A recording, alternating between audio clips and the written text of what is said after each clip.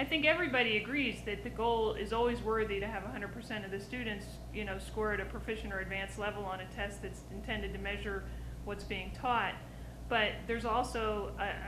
any number of students whose challenges are even beyond the academic world that make it very difficult in light of the fact that one of the requirements, and we've tried to ease this with the Keystone exams but can't get USDE to move on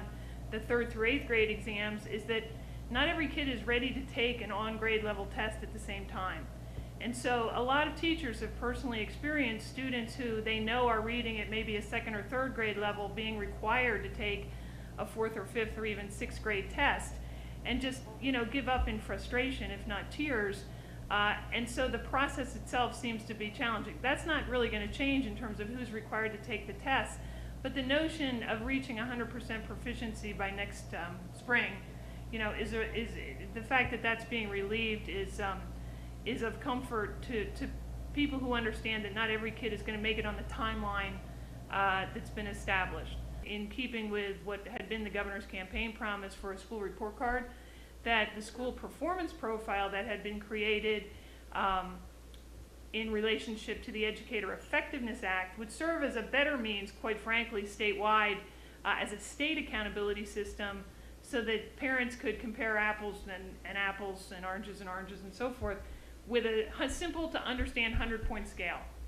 And that is the school performance profile, which is technically not part of the federal accountability system. It's the state's means of making sure that all parents have an understanding of how well their schools are performing, their child's school is performing,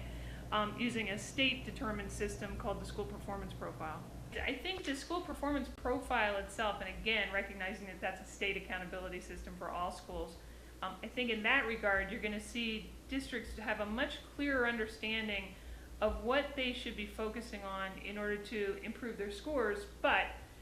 let's face it, that was designed so that improving your scores meant improving the experience for your students. So as you're improving the experience for your students by increasing their level of engagement, increasing their level of achievement, hopefully you're also then going to have them more interested in school and stay in school and improve things like their graduation rate. So the things within the profile, and maybe you've looked at the profile,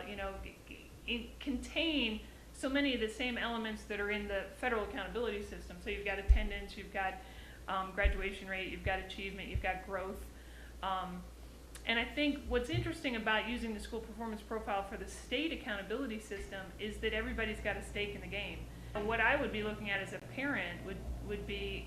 first of all, there's a whole series of accountability that can be looked at when you want to see it in an aligned fashion.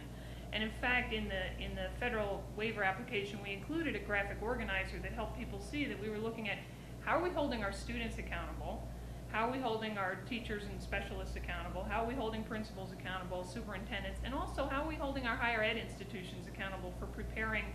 qualified pre-service teachers in this new effort to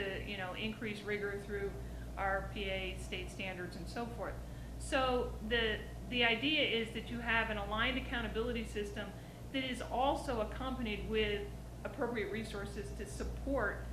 the ability to achieve that accountability. And I think that's the main message here.